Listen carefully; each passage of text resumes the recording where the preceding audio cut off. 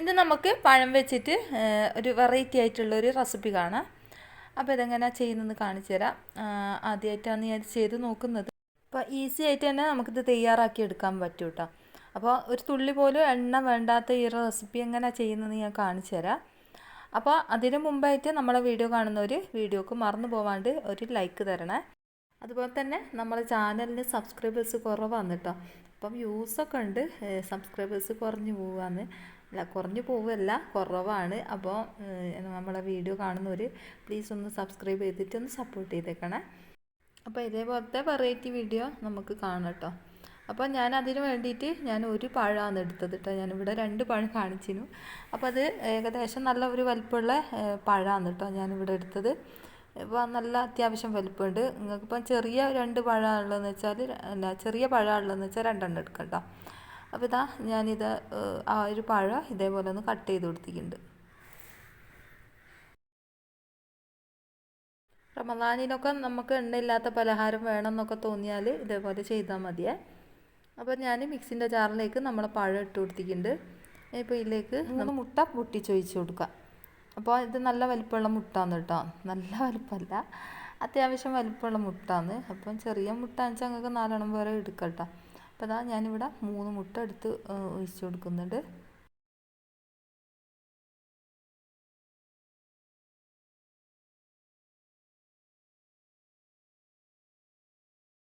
ഒരു തുണ്ട് ഏലക്ക ഇതേപോലെ കുരു കളഞ്ഞിട്ട് ഇട്ട് കൊടുത്തിട്ടുണ്ട്. എന്നിട്ട് ഇത് ഒട്ടും വെള്ളം ഇല്ലാണ്ട് ഒന്ന് അടിച്ചെടുക്കട്ടെ. ഇതേപോലെ ഒന്ന് അടിച്ചെടുക്കാം നമുക്ക്. ഇത് തുള്ളി പോലും ഞാൻ വെള്ളം ചേർത്ത് കൊടുത്തിട്ടില്ലേ. അപ്പം വെള്ളം ചേർക്കുന്നുണ്ട്. ഇനിയുള്ള സാധനങ്ങളൊക്കെ ചേർക്കുന്ന സമയത്ത് നമ്മൾ വെള്ളം ഇതിലേക്ക് ചേർത്ത് കൊടുക്കുന്നുണ്ട്.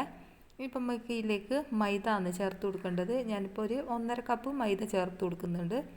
നിങ്ങൾക്ക് കപ്പളവില്ലെങ്കിൽ നിങ്ങൾക്ക് ഏകദേശം നമ്മൾ ചായ കുടിക്കുന്ന ഒരു ഗ്ലാസ്സില്ലേ, ഒരു കുപ്പിൻ്റെ ഗ്ലാസ്സില്ലേ, ആ ഒരു കുപ്പി ഗ്ലാസ്സിൽ 1.5 ഗ്ലാസ് മൈദ ഇട്ടുള്ളൂ. അല്ലെ 2 ഗ്ലാസ് ആയാലും കുഴപ്പമില്ല കേട്ടോ.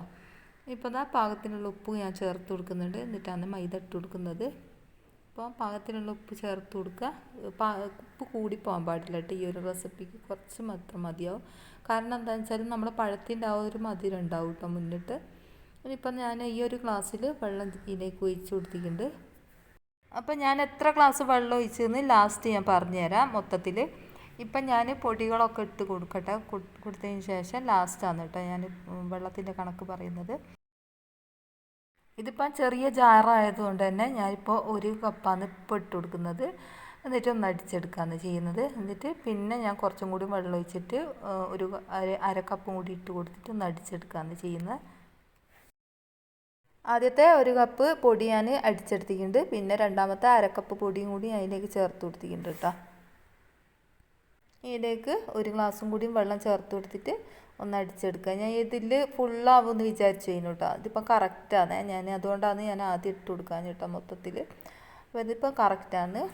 ഇനിയിപ്പോൾ അത് നമുക്കൊരു വേറൊരു പാത്രത്തിലേക്ക് മാറ്റി കൊടുക്കാം. ഞാനിപ്പോൾ മൊത്തത്തിൽ 2 ഗ്ലാസ് വെള്ളം ഇതിലേക്ക് ചേർത്ത് കൊടുത്തല്ല. അപ്പോൾ മിക്സിൻ്റെ ജാറിലേക്ക് കുറച്ച് വെള്ളം ഒഴിച്ചിട്ട് ഒന്നും കൂടി ചുഴറ്റിയിട്ട് ഒന്ന് ഇതിലേക്ക് ഒഴിച്ച് കൊടുക്കുന്നുണ്ട് കേട്ടോ. ഇപ്പോൾ ഇത് മാത്രമല്ല വെള്ളം ഒഴിക്കുന്നത്, ഇത് കൂടാണ്ട് ഞാനിപ്പോൾ 1 ഗ്ലാസ് വെള്ളം കൂടി ഇതിലേക്ക് ചേർത്ത് കൊടുക്കുന്നുണ്ട് കേട്ടോ. മൊത്തത്തിൽ ഒരു 3.5 ഗ്ലാസ് വെള്ളം വരെ ഞാൻ ഇതിലേക്ക് ചേർത്ത് കൊടുക്കുന്നുണ്ട്. അപ്പം നമ്മളെ ബാറ്റർ ഒരു ഏകദേശം കുറച്ചൊരു ലൂസായിട്ടാണ് കേട്ടോ വേണ്ടത്. അധികം നേർത്തും പോകരുത്, അധികം ടൈറ്റും ആകരുത് കേട്ടോ. 1 ടീസ്പൂണ് നല്ല നെയ്യും കൂടി ചേർത്ത് കൊടുത്തിട്ട് നമുക്ക് ഇതേപോലെ ഒന്ന് ഇളക്കി കൊടുക്കാം. ഇതുപോലത്തെ ഓട്ടടൻ്റെ ചട്ടി അടുപ്പിലേക്ക് വെച്ച് കൊടുത്തിട്ട് ഒന്ന് ചൂടായതിന് ശേഷം നമുക്കൊന്ന് മാവ് കോരി വെച്ച് കൊടുക്കുക. നല്ലോണം തീ വേണ്ട കേട്ടോ. ഒന്ന് നല്ലോണം ചൂടായതിന് ശേഷം തീ നല്ലോണം കുറച്ച് വെച്ചാൽ മതിയേ. എന്നാലും തീ കത്തണം കേട്ടോ. തീ കത്താണ്ട് തായി കിട്ടിയല്ല. എന്നിട്ട് എല്ലാ ഭാഗവും ആരെടുത്തതിന് ശേഷം നമുക്കിതൊന്ന് മൂടി വെച്ച് വേവിച്ചെടുക്കാം. നമ്മൾ ഓട്ടടി അമീറൊക്കെ ചുടുന്നില്ലേ, അതുപോലെ തന്നെയാണ്. അപ്പോൾ ഇതേപോലെ ചെയ്യാത്തവരുണ്ടെന്ന് ചെയ്ത് നോക്കണേ, എന്തായാലും നിങ്ങൾക്ക് ഇഷ്ടമാവും. ഇനിയിപ്പോൾ അതാ നമുക്ക് എല്ലാ ഭാഗത്തും നല്ലോണം ആരെടുത്തിട്ടുണ്ട്. നടുഭാഗത്തൊക്കെ നല്ല അടിപൊളിയായിട്ട് തന്നെ ആരെടുത്തിട്ടുണ്ട് കേട്ടോ. ഇനിയിപ്പോൾ ഇതൊന്ന് മൂടി വെച്ച് കൊടുക്കുക. ചിലവർ ചോദിക്കുന്നുണ്ട്, ഞാൻ ചുടുന്ന സമയത്ത് എനിക്ക് കഴിഞ്ഞ പ്രാവശ്യം ഞാനൊരു ഓട്ടടൻ്റെ റെസിപ്പി, ഓട്ടട എന്ന് വെച്ചാൽ നമ്മളിപ്പോൾ ക്യാരറ്റിൻ്റെ ഓട്ടട ചെയ്തിരുന്നില്ല. അപ്പോൾ ഒരു ഓട്ടടൻ്റെ റെസിപ്പി കാണിച്ചപ്പോൾ എന്നോട് പറയാന്ന് ഞാൻ എത്ര ചുട്ടാലും റെഡിയാകുന്നില്ല. അതിൻ്റെ നടുഭാഗം എന്താ ഒരു കല്ല് പോലെ നിൽക്കുന്നു. അതെന്താണെന്ന് വെച്ചാൽ ചില ഗ്യാസുമേലൊക്കെ ചുടുന്ന സമയത്ത് നമുക്ക് നന്നാവാൻ പാടായിരിക്കും. എനിക്കൊക്കെ ആദ്യം അങ്ങനെ ഉണ്ടായിരുന്നു കേട്ടോ. ഇപ്പം ഞാൻ അടുപ്പിലേക്ക് മാറ്റിയേരാം, എല്ലാ ഭാഗത്തും ഒരേപോലെ ചൂടൊക്കെ എത്താൻ തുടങ്ങിയേരാം, കറക്റ്റായിട്ട് തന്നെ നടുഭാഗമൊക്കെ കിട്ടിയിട്ടുണ്ട് കേട്ടോ.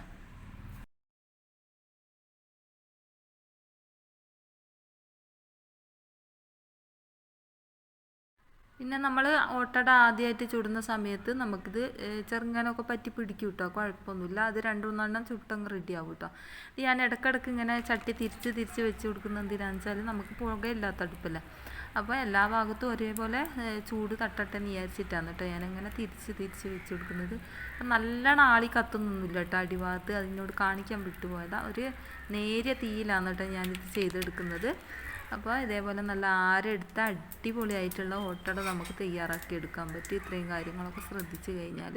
തീ കൂടിപ്പോയാലില്ലേ കല്ല് പോലെ ആയി പോകും കേട്ടോ. അപ്പോൾ തീ കുറച്ചിട്ട് നല്ല നേർങ്ങനെ തീയിൽ നമുക്കിത് ചെയ്തെടുക്കാൻ പറ്റും. ഞാൻ അധികം ഇത് ചുടാൻ നിൽക്കൽ നമ്മൾ ചോറൊക്കെ വെന്ത അടുപ്പില്ലേ, ആ ഒരു അടുപ്പിൽ നല്ല കണലുണ്ടാവില്ല. ഈ ഒരു കണലത്ത് വെച്ചിട്ട് ചെയ്യുന്ന സമയത്ത് പെട്ടെന്ന് നമുക്ക് ചെയ്തെടുക്കാൻ പറ്റും കേട്ടോ. അപ്പോൾ അങ്ങനെ ചെയ്യാത്തവരുണ്ടെന്ന് ചെയ്ത് നോക്കിട്ടോ. അപ്പോൾ നടുഭാഗമൊക്കെ നല്ല അടിപൊളിയായിട്ട് തന്നെ ആരെടുത്ത് വരിക. അപ്പോൾ ഗ്യാസുമ്മേ ചെയ്യുന്നവരെ ഞാൻ അധികം പറയുകയല്ല, ഗ്യാസുമ്മേ തന്നെ ചെയ്യണം. പക്ഷേ അടുപ്പൊന്നും ഇല്ലാത്തവർക്ക് ഗ്യാസുമ്മേ ചെയ്യുന്നതായിരിക്കും ഒന്നും കൂടി നല്ലത്. പിന്നെ എന്താ നടുഭാഗം എന്താ അങ്ങനെ കല്ല് പോലെ വരുന്നതെന്ന് എനിക്ക് പറയാൻ പറ്റില്ല കേട്ടോ. അതുകൊണ്ടായിരിക്കും. പക്ഷേ എനിക്ക് ഈ ഒരു അടുപ്പിൽ ചെയ്യുന്ന സമയത്ത് നല്ല പെർഫെക്റ്റ് ആയിട്ട് തന്നെ കിട്ടുന്നുണ്ട് കേട്ടോ. അപ്പോൾ ഇതാ കണ്ടില്ലേ, നിങ്ങൾക്ക് കണ്ടാൽ തന്നെ മനസ്സിലാവും ഞാൻ കുറേ എണ്ണം ഇപ്പോൾ ഞാൻ ചുട്ട് കഴിഞ്ഞില്ല. നമ്മളെ വീഡിയോക്ക് എന്തെങ്കിലും ഒരു കമൻറ്റ് നിങ്ങൾ ഇടണം കേട്ടോ. അപ്പോൾ വീഡിയോ എന്തായാലും ഇഷ്ടമാകുന്നവരുണ്ടെങ്കിൽ ഒന്ന് കമൻറ്റ് ഇടണേ. അപ്പോൾ നിങ്ങൾക്ക് എന്തെങ്കിലും അഭിപ്രായം ഉണ്ടെങ്കിൽ ഒന്ന് എഴുതി അറിയിക്കുക. അതുപോലെ തന്നെ നിങ്ങൾക്ക് എന്തെങ്കിലും സംശയം ഉണ്ടെങ്കിൽ എഴുതി ചോദിക്കുക കേട്ടോ. അപ്പോൾ എനിക്കറിയുന്ന പോലത്തെ മറുപടി ചെയ്യും കേട്ടോ. അറിയുന്ന പോലെയൊക്കെ ഞാൻ പറഞ്ഞു തരും എന്തെന്നാണെന്ന്. അപ്പോൾ ഇതാ ഞാനിത് മുഴുവനായിട്ട് ചുട്ടെടുക്കട്ടെ, കാണിച്ചു തരാം എങ്ങനെ ഉണ്ടാവുമെന്ന്.